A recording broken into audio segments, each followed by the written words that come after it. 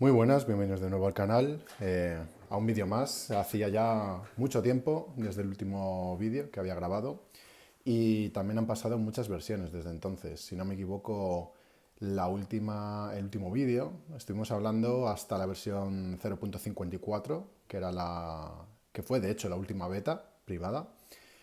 Y desde entonces pues he ido liberando varias release candidate. Estoy mirando aquí, como siempre, mi documento y son tres versiones públicas, realmente lo que hay desde entonces. Y tres versiones que además incluyen un montón de novedades. Entonces, pues bueno, para no dejar así mucho tiempo más y que se me acumulen todavía más historias, vamos a comentar todas las novedades que se fueron introduciendo en estas últimas versiones y también voy a comentar las que voy a introducir en la que probablemente sea ya definitivamente la última release candidate, ¿vale? Entonces, bueno, vamos a hacer como siempre, directamente me voy a la lista de cambios y os los voy leyendo. Comenzamos con la versión 0.55, que sería la primera release candidate que saqué, ¿ok? Vale, esta introducía una característica bastante chula. Digamos que hice un refactor completo de todo el modo, o sea, cómo se inicializa el motor de vídeo, ¿vale? De RM en este caso. Y aprovechando esos cambios y toda la simplificación que introduje y mejoras, etcétera, añadí también una nueva funcionalidad para el modo HDMI en LCD, que es la detección bueno, el hot plug, cuando conectas y desconectas un cable, de manera que el sistema anteriormente, pues si no recuerdo mal, creo que de hecho se quedaba colgado, ¿no? Creo que sí, o crasheaba. Ahora ya no solamente no se crashea, sino que además se reinicia perfectamente el modo de vídeo si es necesario, etcétera. Luego, otra cosa muy interesante es el modo CEC, ¿ok? Que es para televisores o monitores que tienen esta característica, que puedes, digamos que ofrecen diferentes funcionalidades a través del propio protocolo del HDMI CEC y que se pueden controlar desde un sistema. En este caso, pues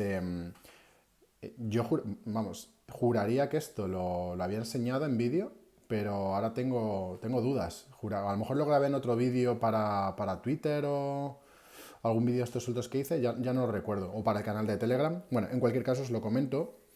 Eh, se puede controlar el sistema con un mando a distancia de televisor, ¿ok? De hecho, bueno, os voy a enseñar aquí un mando, aunque no os voy a enseñar la funcionalidad porque para eso necesito tener aquí un televisor que tenga soporte y ahora mismo no tengo el televisor con el que estuve haciendo pruebas, ya lo tengo en otro sitio de la casa y no lo voy a estar trayendo aquí, ¿vale? Pero sí que tengo el mando, ¿vale? Por ejemplo, este es el típico mando que venía con las Sony Bravia, ¿ok? Y, por ejemplo, todo el tema de la cruz de movimiento, el botón de OK, los típicos botones estos de play, pause, hacia adelante, hacia atrás, incluso el botón de power, ¿vale? Para encender y apagar. Cuando se enciende cuando se enciende, no, cuando se tiene activado el modo CEC, que está por aquí, de hecho os lo voy a enseñar en el menú. Vale. Estaría por aquí abajo, ¿veis? HDMI CEC. Pues esto lo encendemos y a partir de ese momento se puede controlar la interfaz de usuario con el propio mando de la tele, como si fuera un mando más de consola. O sea, no va tan fino, obviamente, porque esto además es un mando por infrarrojos y bueno, la respuesta no es igual, pero te hace bastante el apaño, sobre todo para gente que a lo mejor quiera ver una película en un momento dado y no quiera estar con el mando de la consola, pues puede encender la tele va a encender la Raspberry en principio y bueno, al revés, enciendes la Raspberry encenderá la tele y, y luego pues nada, te sale cierta información por pantalla de lo que se está reproduciendo y puedes manejar por el menú, podrías poner una película, con el play pause puedes pausar, para adelante, para atrás, etcétera, ¿vale? Entonces pues eso está chulo. Y luego otra cosilla que había metido, dejadme que mire, que era, relacionada con esto. Bueno, sí, el DPMS. Ok. que esto es básicamente ya para la secuencia de reinicio. Bueno, esto no tiene mayor importancia. Lo único que, bueno, sí, cuando se apaga el televisor, y esta vez sí que desde el mando, ¿ok? También se apaga la Raspberry, ¿vale? Vale, siguiente característica. Eh, Vale, sí, introduje una mejora en la secuencia de apagado y reinicio del sistema.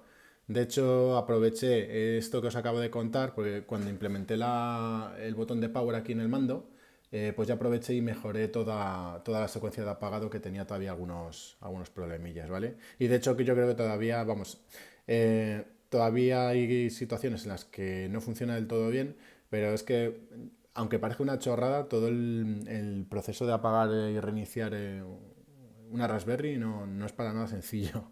Pero bueno, ahora mismo funciona bastante bien. Luego, otra cosilla que metí, bueno, esto es un poco así ya más chorrada, ¿no? Si os acordáis, aquí en el menú de... ¿Dónde estaba esto? Estaba en sistema. Papam, ya no me acuerdo ni, joder, no me acuerdo ni de mis propias opciones, ¿sabéis? Estaba. Boot to System, ¿ok? Esta era la opción que podéis elegir un sistema en concreto para que cuando se reinicie cuando se reinicie o cuando se inicie la Raspberry vaya directamente a ese menú, ¿vale?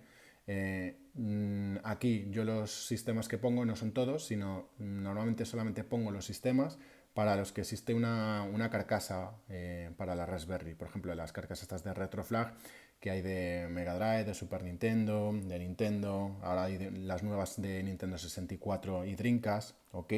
Y entonces, pues precisamente estas dos que acabo de comentar, la de Nintendo 64 y Dreamcast, como ya tienen carcasa oficial, pues ahora he añadido también las dos opciones, ¿veis? Aquí tengo Nintendo 64 y Dreamcast. Que por cierto, aunque normalmente ya las he enseñado en otros vídeos, etcétera, no recuerdo si he enseñado la de Dreamcast antes. La verdad es que no lo recuerdo. La de Nintendo 64 sí que la tenemos en un vídeo. Esta me gusta mucho. La verdad es que me gusta mucho esta carcasa, ¿vale? Está muy chula, sobre todo si en combinación con el otro mando transparente de estos nuevos de 8 bit queda súper guay. Está muy bonita. Y luego me compré también la de Dreamcast, que la verdad que está súper currada. Está muy bien, que tiene también aquí el botoncito este, ¿vale? Este para encender y apagar. Este equivaldría al reset, o bueno, en nuestro caso abriría también el menú de sistema, y luego pues tienes aquí la tapita para meter tarjetas SD. Y veis aquí este botoncito, este se presiona cuando das aquí a la tapa, ¿ves? Pues muy chulas. Estas carcasas están siempre genial. Entonces, pues, si algunos preguntáis, pues siempre preguntan qué tal estas carcasas, si se pueden usar, etcétera. 100%. O sea, que esto que os quede claro, el nuevo RGB Pi, como funciona por HDMI, no hay que hacer ninguna modificación ni en la Raspberry, ni usar el GPIO ni nada. Podéis usar las carcasas oficiales, 100%, lo cual está guay. Y en cuanto a temperatura, si bien sí, estas carcasas no refrigeran igual de bien que un argón, por ejemplo, a ver, no se os va a romper la Raspberry ni nada. De hecho, la Raspberry Pi 5, que estas carcasas son para Raspberry Pi 5, aguanta un montón de temperatura. O sea, hasta 80 grados puede funcionar sin problemas. Estas carcasas, aunque elevan más la temperatura, yo, por ejemplo, en mi caso, nunca pasan de los 61 grados. O sea, que van totalmente sobradas. Bueno, que no hay ningún problema, ¿vale? Bien, siguiente punto. Vale, esto la verdad es que todavía he ido metiendo cambios en todas las release candidate, así que os lo voy a contar aquí y luego ya me lo voy a saltar en el resto de RCs, ¿vale? Tenemos una opción aquí en extras que era para instalar el driver de Xbox, ¿vale? Os cuento. El kernel de Linux incluye ya unos drivers por defecto oficiales para los controles de Xbox, ¿ok? ¿Qué ocurre? Que estos drivers pues no son perfectos. No son perfectos y tienen algunos problemas con ciertos modelos, y con ciertos modelos tienen problemas solamente dependiendo de cómo los conectes. Si por ejemplo los conectas directamente vía USB o usas el dongle, es el inalámbrico, etcétera. Normalmente los problemas más comunes suelen ser con el mando de Xbox 360 cuando está conectado directamente con el cable USB. Porque cuando está en ese modo, si tú, por ejemplo, apagas o reinicias la Raspberry, el propio Linux envía un comando, que es un comando genérico a todos los dispositivos USB de standby, ¿ok? ¿Qué pasa? Que del mando de Xbox 360 hace un standby o bueno, un power off o no sé lo que hace internamente, que luego cuando reinicias la Raspberry no se vuelve a iniciar automáticamente, tienes que desconectar y conectarlo, ¿ok? Esto es un problema muy común en los drivers para Xbox. Por eso yo siempre recomiendo dejaros de mandos de consolas modernas, o sea, lo mejor es, vamos a ver, tenéis un dispositivo para jugar juegos retro, os habéis comprado de todo, coño, compraros un puto mando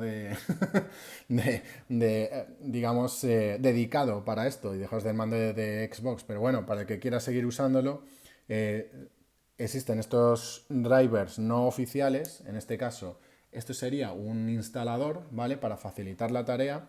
El problema es que tiene ciertos problemas, ha estado dando algunos fallos, entonces durante las diferentes versiones lo he ido actualizando con diferentes modificaciones. Probablemente en la última versión que saque también se actualice este driver. Ahora mismo, bueno, es este chico que está también en nuestros canales, tanto de RGBP como de ReplayOS, que se llama Kev, ¿vale? Que es el que realmente tiene hecho un fork de los drivers que existían de XPath y XNUN, sí, creo que se llama, ¿vale? Que son dos drivers independientes, uno es para mandos de 360 y el otro es para series y Xbox One, ¿vale?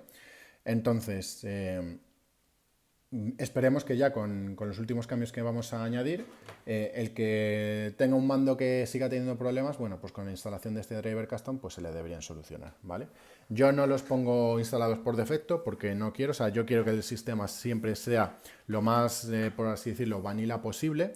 De hecho, mi esperanza, si no me equivoco, el desarrollador oficial de kernel que gestiona ese driver de Xbox va a introducir dentro de muy poquito tiempo muchos de los cambios que llevan estos drivers no oficiales en el mainline de Linux, con lo cual es probable que en el futuro ni siquiera sea necesario, vamos, que no exista ninguno de estos bugs y ya no haga falta ni siquiera instalar estos drivers, ¿vale?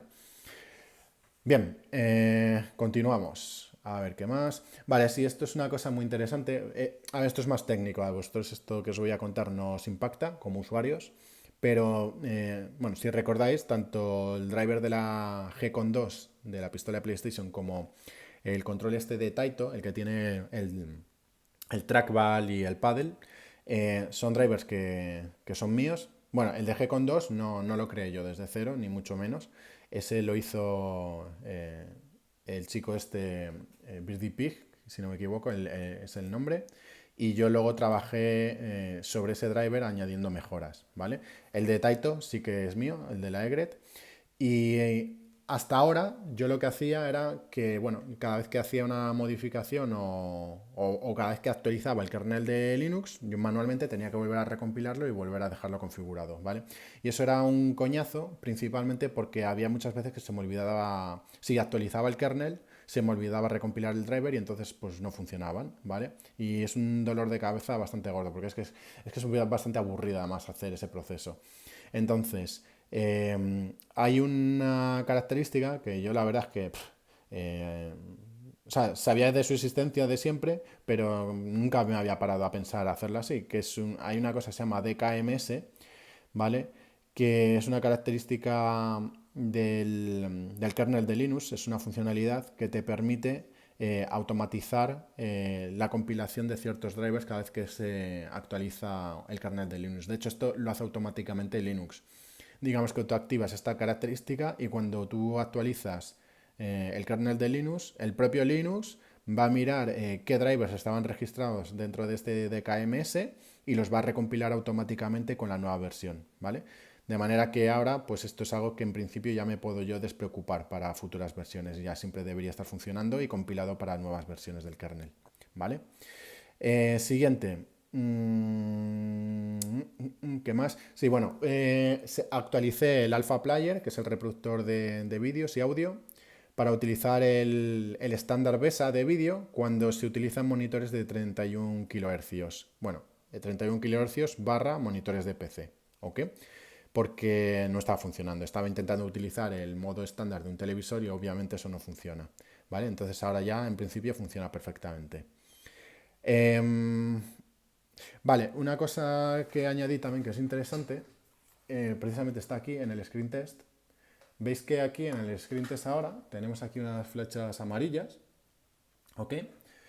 Y estas flechitas amarillas las he añadido para la gente que utiliza un DAC de vídeo externo para conectar a CRT, pueda de forma sencilla ver si es de rango de color limitado o no. ¿Ok? Normalmente los que son los DACs que tienen rango de color limitado es muy fácil de ver aquí en estas barras de color porque desde esta flechita hacia la izquierda se va a ver todo negro. Ya no hay más niveles de degradados de color, ni de rojo, ni verde, ni de ninguno. Mientras que los que tienen full range sí que se puede apreciar pues las diferentes tonalidades. A ver, no es algo que sea fácil de ver igualmente.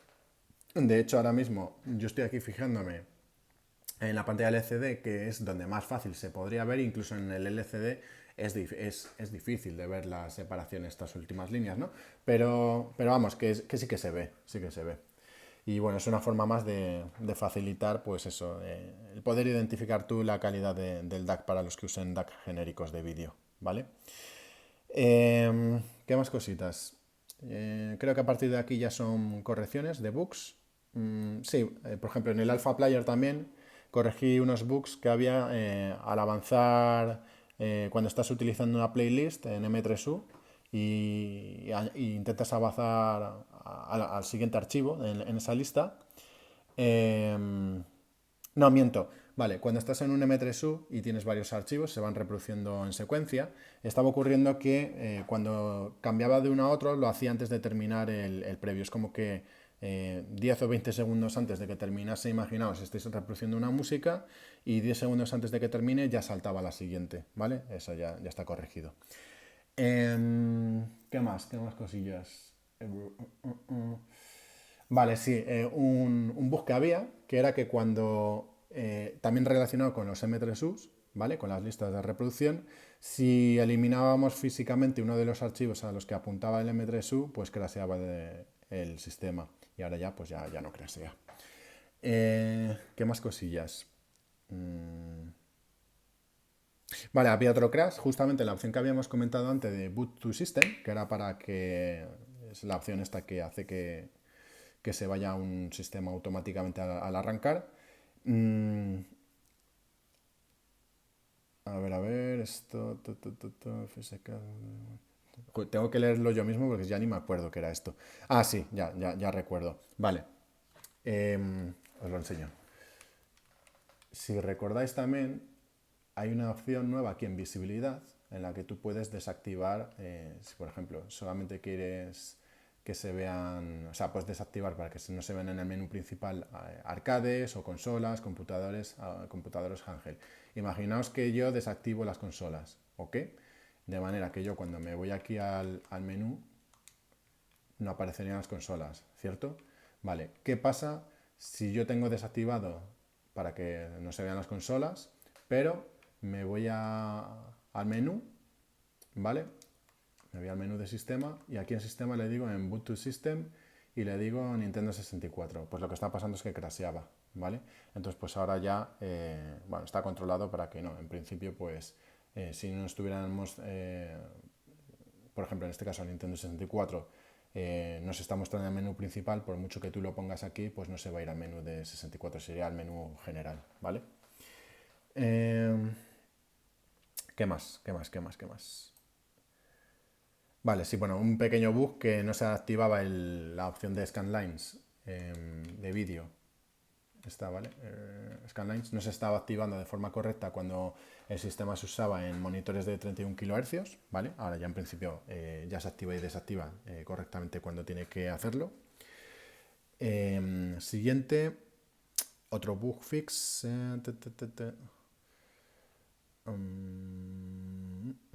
Esto no sé ni lo que es. ¿Qué es esto? Ah, sí, sí, ya me acuerdo, ya me acuerdo. Vale, había un bug. De hecho, fue así, bastante chunguillo. No lo había detectado mucha gente, pero estaba funcionando, había un tema que estaba funcionando muy mal. Que era aquí, en las opciones de input, cuando estás en un core, ¿vale? Si te vas, por ejemplo, aquí a Player 1 y seleccionabas aquí de un tipo de mando diferente, había ciertos escenarios en los que se volvía loco el sistema. Y no solamente no te aplicaba el tipo de dispositivo seleccionado aquí, sino que luego además todas las opciones de botones aquí no se refrescaban correctamente o ponían unos valores raros y bueno, se estaba liando ahí una bastante gorda. Entonces, pues realmente el reporte fue solamente porque había ciertos escenarios en los que no se aplicaba bien la selección de aquí del input type, pero cuando me puse a hacer pruebas descubrí que había un montón de bugs ahí. Y en principio, bueno, están ya todos corregidos y todo, al menos las pruebas que yo he hecho, funciona todo perfectamente.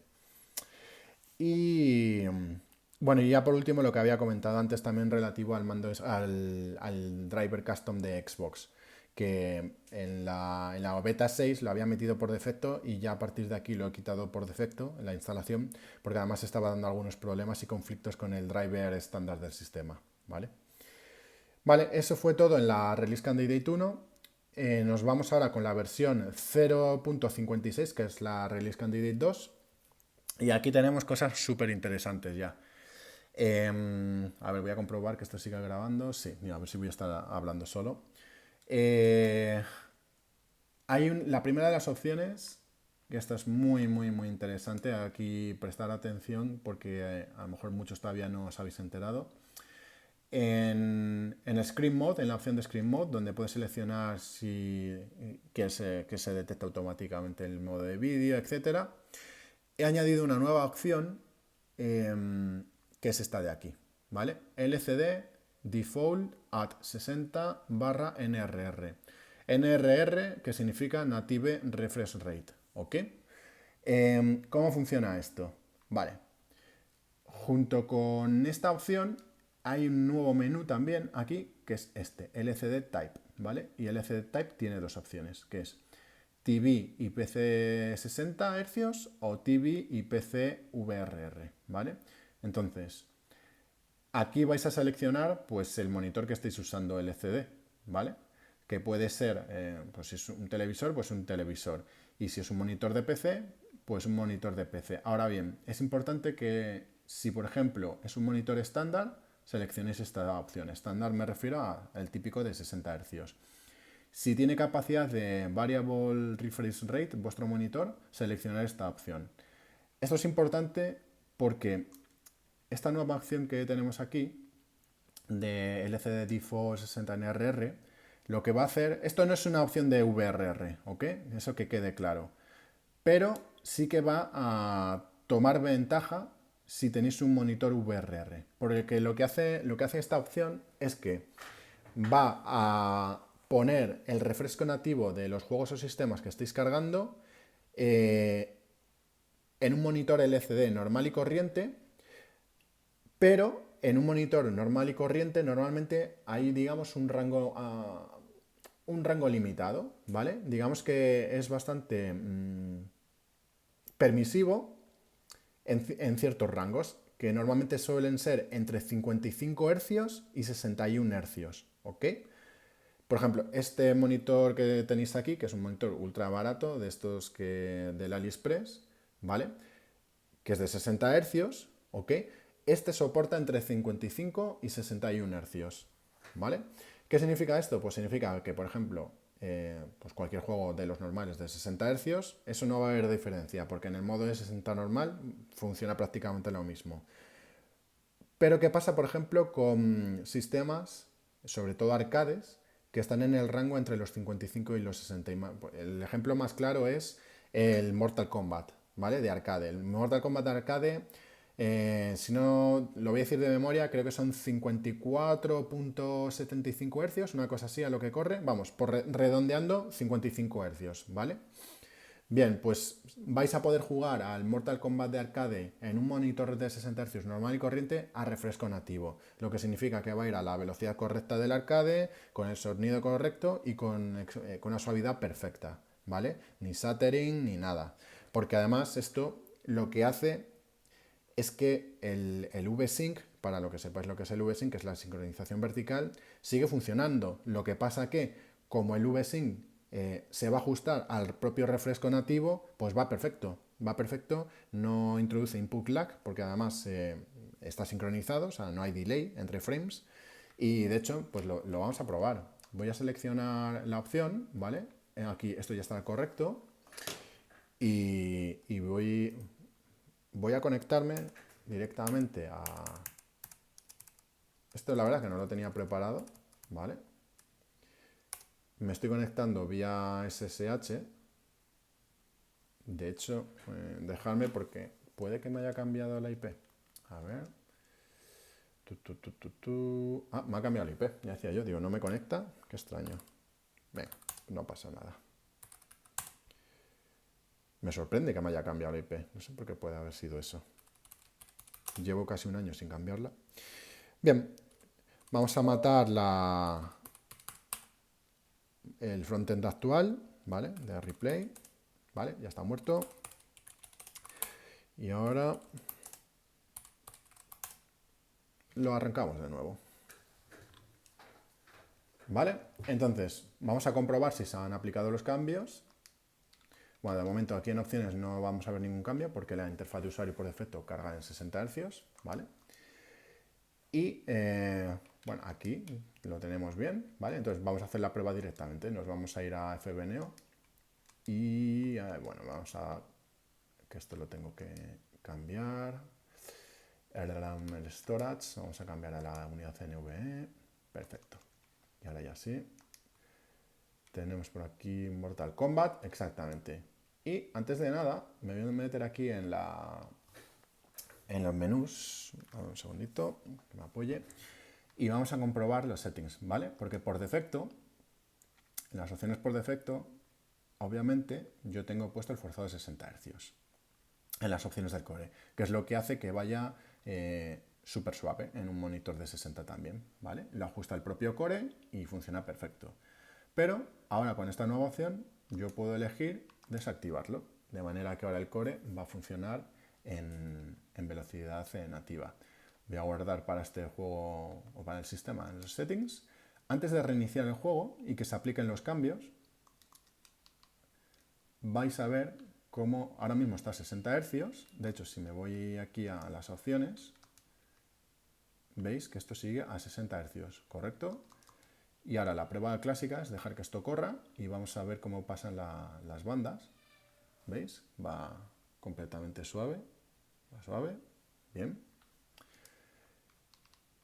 Ahora reiniciamos.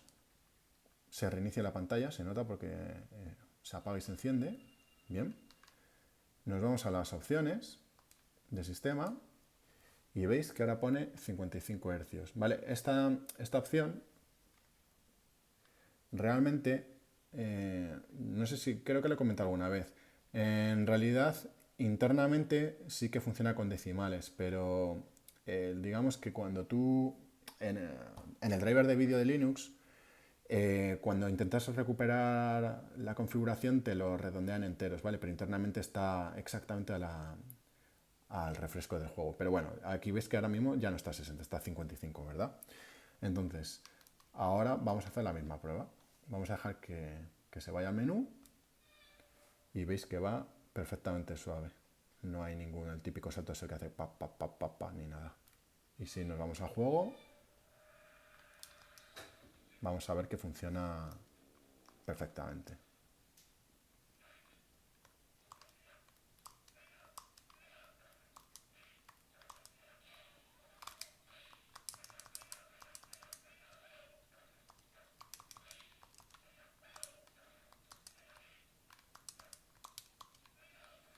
Vale, pues ahí lo tenemos, ¿vale? Más explicaciones sobre esto, ¿vale? ¿Qué pasa, por ejemplo, si yo cargo un juego PAL? Nos vamos a NES, Nintendo NES, Y yo por aquí, por aquí tengo ¿cómo se llama? El Probotector, exactamente, que el Probotector es la versión PAL del Contra. Tiene que estar por aquí, Probotector, exactamente, Probotector Europe, ¿vale? Este juego es de 50 Hz, entonces, ¿qué va a ocurrir aquí? Lo que va a ocurrir, como os había comentado antes, un monitor normal en resolución nativa del panel, que en este caso es 1024 por 768, la tolerancia máxima, o en este caso mínima, es de 55 Hz. ¿Vale? Entonces lo que va a hacer el sistema es ajustarse lo más cercano. En vez de 50, pues se va a poner a 55. ¿Veis? Si me voy aquí a opciones, pues vamos a ver que está exactamente a 55.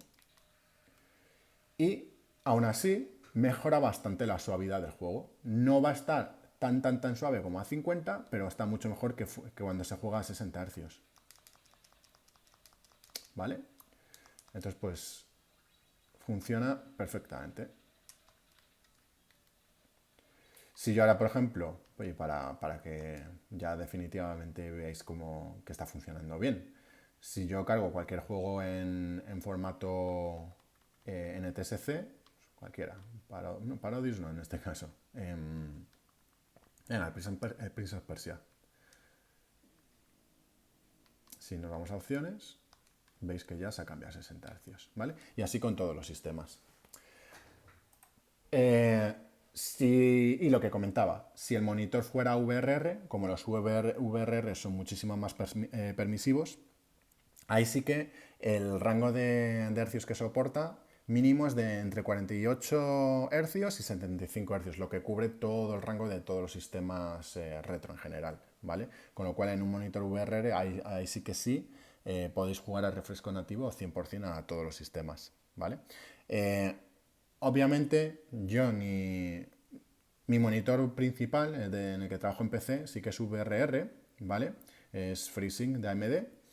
Y yo aquí he hecho pruebas y en el mío, por ejemplo, funciona perfectamente. He procurado probar en todos los monitores que tengo yo, de los estándar e incluso en televisor, y en todos me ha funcionado perfectamente ambas opciones. Esto no quita de que obviamente hay miles y miles de modelos de monitor, pues puede que en alguno de ellos no funcione, ¿vale? Pero bueno, ahí ya no puedo hacer mucho más. Digamos que yo he respetado los rangos estándar, que suelen ser los más comunes, y en principio lo que es a nivel de código todo funciona correctamente. Así que bueno, ya está en vuestras manos hacer pruebas y a ver qué tal os funciona a vosotros. Luego, más cosas que he añadido. Bueno, antes si recordáis en la web de Replay había unas instrucciones para configurar el Wi-Fi que eran un archivo de sistema de Linux que estaba en la propia partición de Linux, con lo cual necesitabais acceder vía SSH, ¿vale? Y con un par de comandos e instrucciones bastante sencillas de la web ya lo podéis configurar, ¿vale?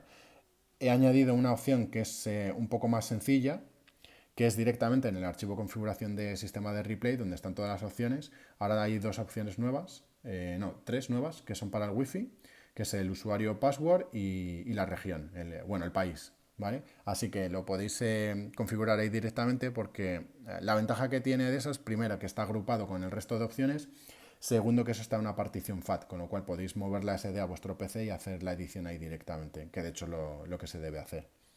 Y nada más, hacéis la configuración desde el PC, sacáis la SD y cuando reiniciéis pues ya debería estar configurado el Wi-Fi, ¿vale? Más cosillas. Bueno, se ha eliminado el MAME 2003 de la Raspberry Pi 5, ¿vale? O sea, cuando usas el sistema en una Pi 5, pues aquí ya no hay MAME 2003, ¿vale? Ya solamente tenemos el FBNEO y el MAME en mainline. Obviamente es que no tiene ningún sentido tener el 2003 en una Pi 5, porque, o sea, teniendo FBNEO y MAME que son muchísimo más nuevos y emulan muchísimo mejor, ¿vale? Entonces, pues ese ya solamente se queda para cuando estás utilizando una Pi 4 o una Pi 3, que tienen menos potencia. Vale, se ha eliminado la opción de... Teníamos una opción aquí en opciones de vídeo, que era, bueno, si recordáis está por aquí en alguna parte, el reducción del overscan en CRT.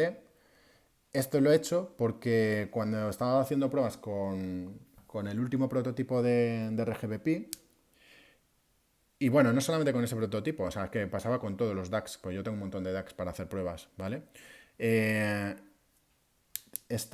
Identifiqué ciertos problemas de estabilidad de imagen que en principio, bueno, lleva mucho tiempo que los había visto, pero mucho, hablo de muchísimo, de un año prácticamente. Bueno, no les había dado mucha importancia porque pensaba que era, no sé, problema de mi televisor o yo qué sé, pero me he dado cuenta, de que era la combinación de dos factores. Una, el estar forzando, digamos, el overscan, ¿vale? Por un lado. Y aumentando, bueno, modificando la resolución, digamos, nativa. Aunque sean super resoluciones, pero bueno, digamos que la estaba forzando para generar un overscan artificial.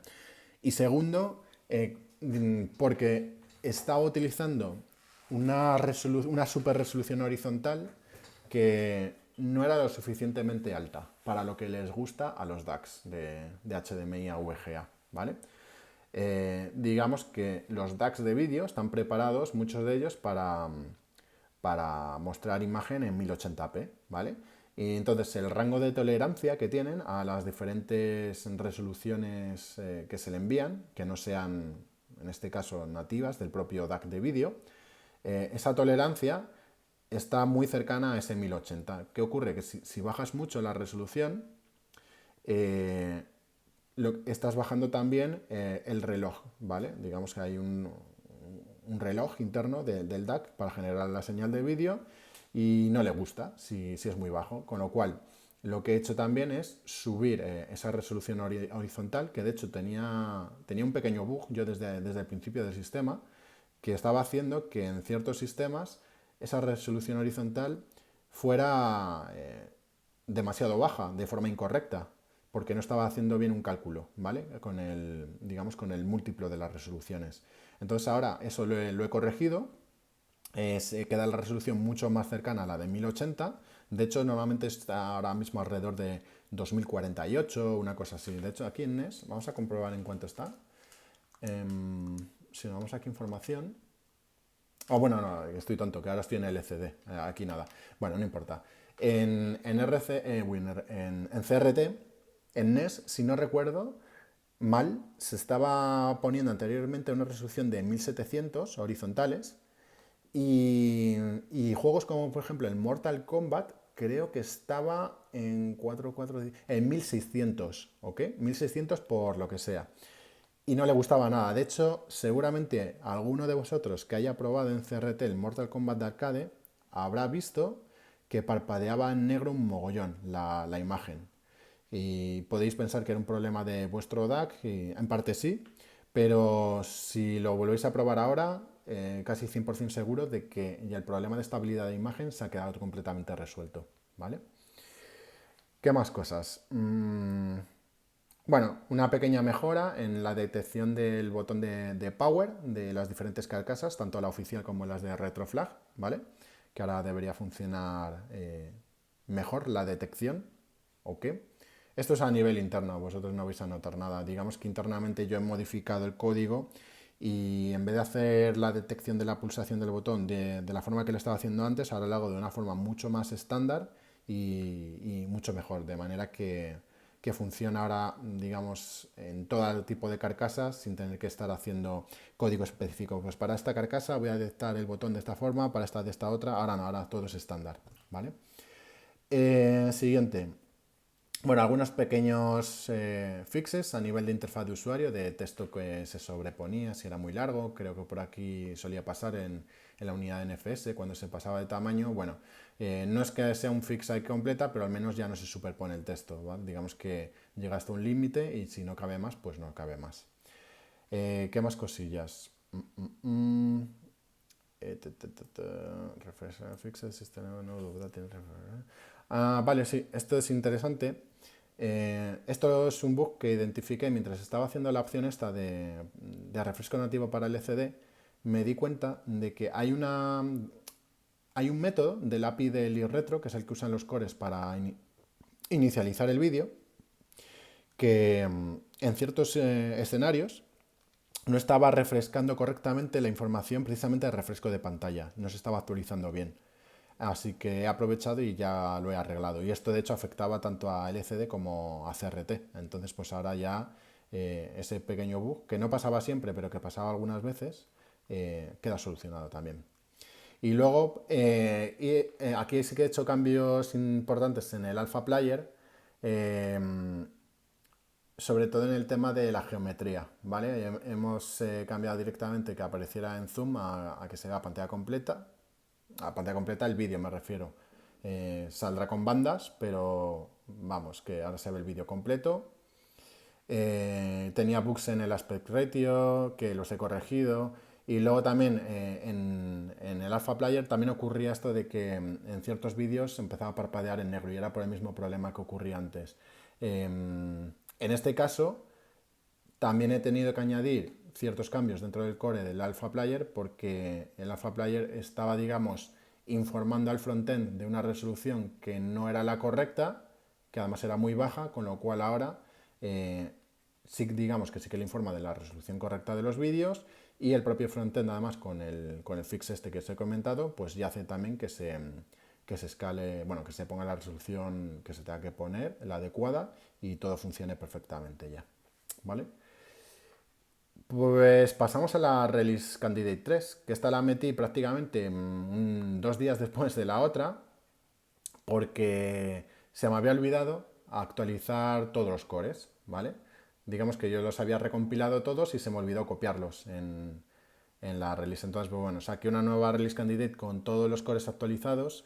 Principalmente, yo lo que me interesaba de aquí era actualizar el core de MAME, ¿vale? Porque ahora ya va en la versión 0.279, que es la que tiene todos los cambios estos importantes para jugar a placas 3D de Sega, principalmente pues Model 1, que funciona bastante bien, y Model 2, que bueno, que la Pi 5 pues todavía no tiene suficiente potencia para moverla, aunque va sorprendentemente bien, pero bueno, el audio está rotísimo todavía.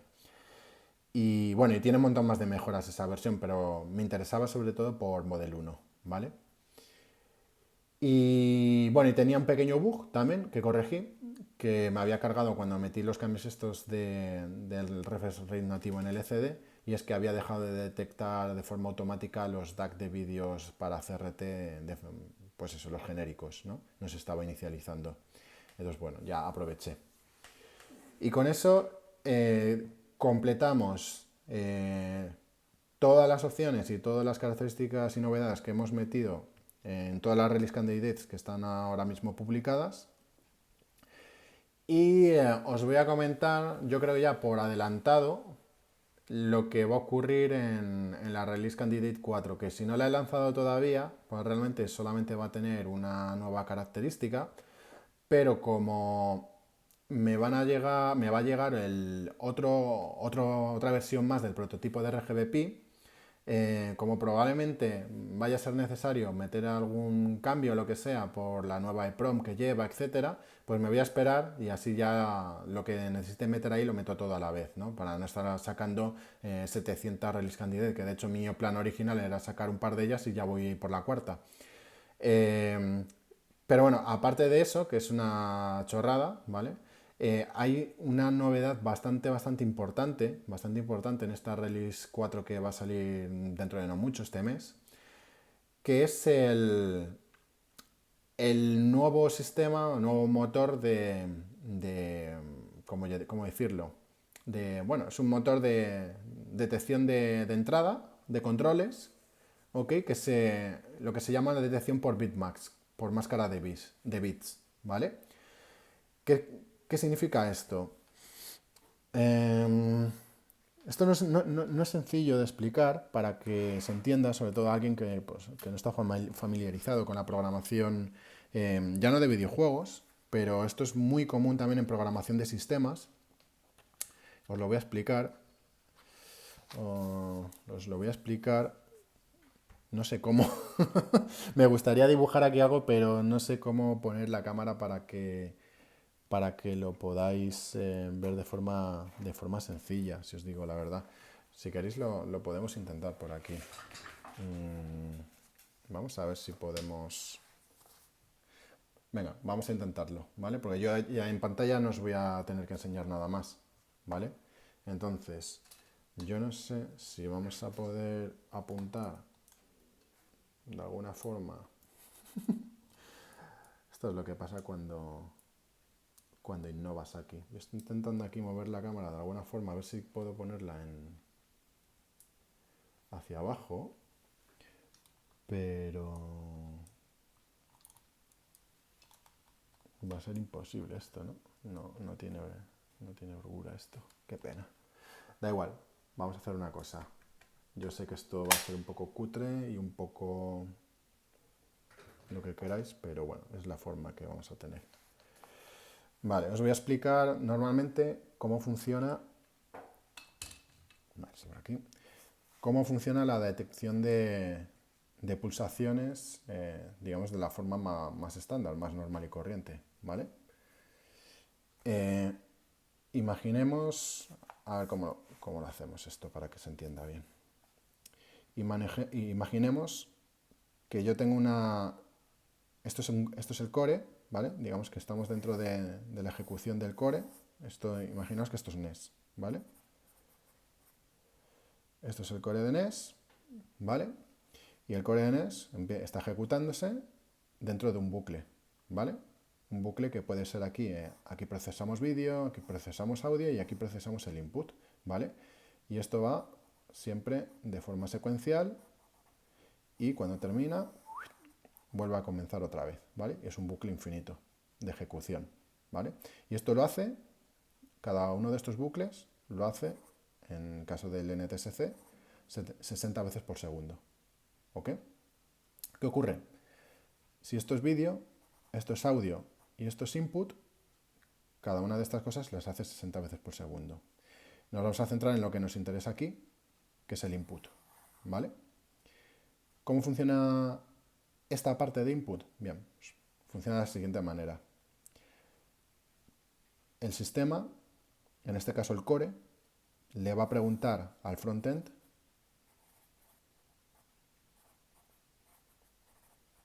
¿vale? 60 veces por segundo. Oye, ¿cuál es el estado de los botones? ¿Y cómo va a comprobar el frontend el estado de los botones? Pues el frontend tiene otro bucle, ¿vale?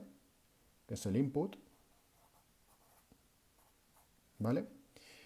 Y esto va a decir cuántos botones, no sé si escribirlo como si fuera un for, es como, vamos a hacerlo en plan pseudocódigo. For significa que para 6 controladores, que es el máximo que soporta el sistema, mientras el número de botones sea también menor que el total de botones, imaginemos que el total de botones de cada mando son entre 12 y 16 botones, normalmente, ¿vale? Entonces, ¿qué es lo que va a hacer? Para los 6 mandos que pueden existir en el sistema, que es el máximo de controladores que se pueden conectar, voy a comprobar el estado de los 16 botones. Y esto una y otra vez. Pum, pum, pum. O sea, primer mando, 16 veces. Segundo mando, otras 16 veces.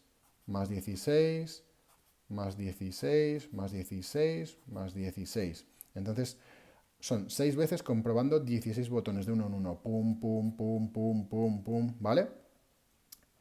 Y así es como funciona normalmente la detección de inputs incluso de videojuegos actuales, ¿eh? Cuando se termina este bucle, que es bastante largo, ¿vale? Lo que obtienes es el estado de los diferentes botones, ¿vale? Bueno, miento. No se hace al final del todo, se hace por cada iteración, si yo detecto, bueno, yo detecto el estado de cada botón. Imaginaos, yo tengo en el mando 1 presionado el botón A, ¿vale? Y el botón B no está presionado, ¿vale? Igualmente, si en el primer bucle yo estoy comprobando el botón A y este está presionado, Pues esto es un 1. Yo devuelvo un 1 aquí y le digo, oye, es que el botón A está presionado, ¿vale? Y en la segunda iteración, que estoy comprobando el botón B que no está presionado, esto es un 0. Y aquí le voy a decir, en la salida de este bucle, le voy a decir aquí, oye, es que el botón B es un 0. Y así constantemente. Cada vuelta compruebo un botón de uno de los mandos, ¿vale? Y compruebo el estado. Si es un 1, es un 0. Si está pulsado, si no está pulsado, y eso se envía al core. Y así es como funciona normalmente. ¿Cuál es el problema de este método? Bueno, lo primero, que ya lo habéis visto, que se da un montón de pasadas. Son muchísimas pasadas, como pum, pum, pum, pum, pum, pum. Cuantos más mandos soporte el sistema, más pasadas. Y cuantos más botones tenga el mando, más pasadas. ¿Vale? Em, Aparte de eso, tiene otro problema. Es un problema que, digamos que en la vida real no afecta realmente porque este proceso realmente es muy rápido, ¿vale? Pero técnicamente esto puede ocurrir. De hecho, si nos vamos a un ejemplo con valores muy altos, vamos a imaginarnos que cada bucle de esto ocurre una vez por segundo, ¿vale? Que es una burrada. Pero para que lo podamos entender y ver que esto sí que realmente puede ocurrir, imaginaos que yo en el primer bucle, en la primera iteración de este bucle, que está comprobando el estado del primer mando, yo voy a comprobar el estado del primer mando, ¿vale? Y como he dicho, en la primera iteración, para el primer mando compruebo el estado del botón A y en la segunda el botón B. Imaginaos que yo estoy en un juego que presionando ambos botones, el A y el B, se hace un combo, ¿ok? Pues si yo presiono ambos botones a la vez, puede ocurrir una cosa, que tú cuando presiones realmente no tienes la precisión absoluta de presionar los dos botones a la vez, ¿verdad? Siempre vas a presionar uno antes que otro, aunque sea milisegundos. Pero imaginaos que tú presionas primero el A, o mejor dicho, presionas primero el B y luego el A. Cuando compruebo la primera iteración, el A me va a aparecer como que no lo he pulsado. El B sí, pero yo aquí todavía no lo estoy comprobando. Así que en la primera iteración hace como que yo no hubiera presionado todavía ninguno de los dos botones. Y en la segunda vuelta, ahí sí que va a identificar el B como pulsado. ¿Qué ocurre? Que se ha perdido la pulsación del A, ¿vale? Y el A ya no lo vas a volver a comprobar hasta la siguiente iteración de ejecución del core. Que sí, que es verdad que como son 60 veces por segundo, si bien no lo ha pillado, no lo ha cazado en la primera de todas, lo va a cazar en la segunda, ¿vale? Por eso digo que si bien este caso, esta situación se puede dar, no va a influir apenas en la ejecución del juego, ¿vale? Ni en la detección de botones. Siempre, vamos, ya se puede ver que funciona perfectamente. Pero esto ocurre, la realidad es que ocurre. Y si bien no es algo que se pueda cuantificar de forma sencilla, sí que es verdad que, sobre todo y dependiendo de la calidad del mando que se esté utilizando, hay veces que seguramente a lo mejor alguno se ha dado cuenta de que parece que tiene lo que se suele llamar pulsaciones fantasma, que tú le das un botón y no responde el personaje en pantalla. Esa pulsación fantasma, la mayoría de las veces, es debida a la propia electrónica del mando, pues que no ha capturado bien la pulsación o lo que sea. Pero alguna de las veces sí que podría darse el caso de que fuera causado por esto, por este escenario, ¿vale? ¿Cómo funciona el nuevo motor de Bitmax que he implementado?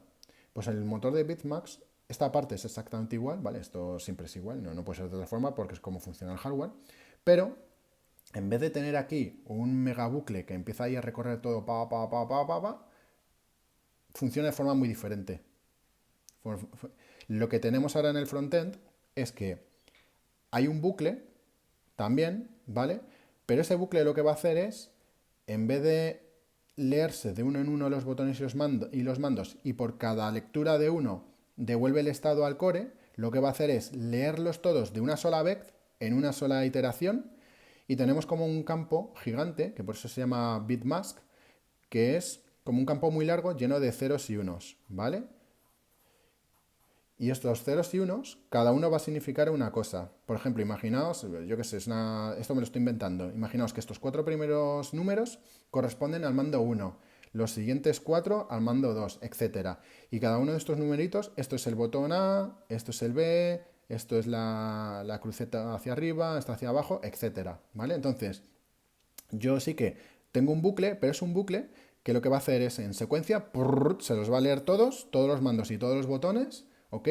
Va a setear un campo lleno de unos y ceros, y esto, que es lo que se llama la máscara, se lo va a devolver directamente al core, de una sola vez, en un solo bloque. En vez de devolvérselo 60.000 veces, como está haciendo aquí en este bucle, solamente le pasas de una sola vez todos los parámetros del estado de los mandos. De manera que tú capturas todo, es lo que se llama... eh, ahí tiene un nombre técnico, ahora no me sale la palabra, ¿vale? Pero bueno, es como si fuese un cambio atómico.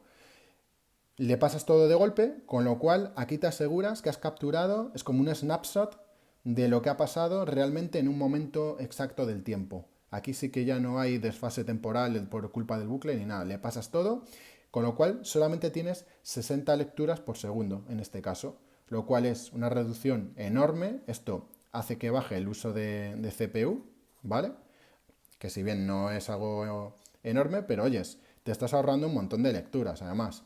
Y además estás evitando errores en la lectura de los botones. Entonces, esto es súper, vamos, es muchísimo más fiable. Ahorra encima de CPU, es todo muchísimo más limpio, porque además es que es súper limpio la forma de ejecutarse esto. Y lo mejor de todo es que este método es un método que no es que me lo haya inventado yo, lo soporta el API del libretro, ¿vale? Bueno, por las pruebas que he estado haciendo, lo soportan casi todos los cores. Los más importantes, que yo diría que son los arcade, lo soportan todos. Lo he probado tanto en MAME como en FBNeo y los dos tienen soporte para la lectura por bitmax. Con lo cual es una mejora que es muy, muy buena, porque además esto también mejora el input lag.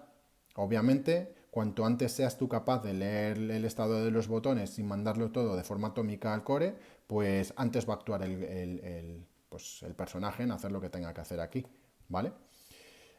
Y bueno, no sé si se ha entendido esta explicación, porque me la he inventado ahora sobre la marcha, ¿o qué?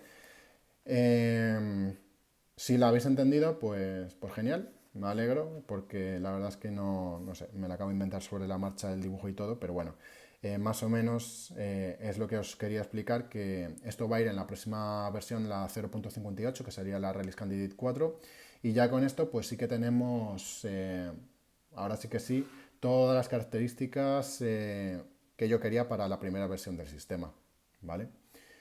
Y nada más. Cuando lancemos la Release Candidate 4, probablemente saque a lo mejor algún vídeo o ya directamente a lo mejor me espero y sacaré vídeo cuando lance la versión final, porque bueno, ya muchos lo sabéis que eh, el hardware de RGB Pi nuevo está prácticamente ya terminado, el sistema está ya también prácticamente terminado, bueno, no queda prácticamente nada. Y probablemente, si todo va bien, este mismo mes de septiembre, pues se lance todo a la vez de forma pública. El sistema, por supuesto, va a ser completamente gratuito en la versión final. Lo que significa que, vamos, que no hace falta que os hagáis ni Patreon ni nada. El Patreon solamente ha sido de forma temporal para apoyar el proyecto y para también tener un control de la gente que lo estaba probando en sus versiones anticipadas y así yo de una forma sencilla poder ir corrigiendo bugs con unos 70.000 millones de personas a la vez, ¿vale? Eh, Sobre el tema del Patreon, en principio yo lo había intentado cortar, pero yo no sé si es que tiene un bug el Patreon o qué, pero se sigue eh, uniendo la gente. En cualquier caso, bueno, yo no... Cuando lance la versión final, sí que voy a volver probablemente a abrir el Patreon de forma oficial otra vez, ¿vale? De manera que tú vas a poder elegir si no quieres, o sea, el que quiera apoyar el proyecto lo va a seguir pudiendo apoyar y va a seguir recibiendo versiones previas a través del Patreon. El resto de gente pues se podrá descargar la versión oficial de forma gratuita desde la web y ya está. Esto es en principio como la manera que yo pretendo de que funcione a partir de la versión final del sistema. Mi idea es que el sistema se tire varios meses sin ninguna actualización, pues por ejemplo 6 meses, y durante 6 meses tenga una versión estable, ¿ok? Sin cambios, y a los 6 meses pues ya sí que ya tendré yo acumuladas, digamos, una lista de bugs o mejoras o lo que sea, pues ahí se saca una nueva versión.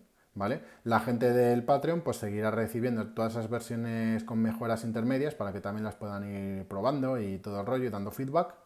Y básicamente pues ese es el modelo que yo voy a tratar de seguir, ¿vale? Y nada más, esto ha sido todo por hoy en este vídeo, así que nos vemos en el siguiente. Venga, nos vemos.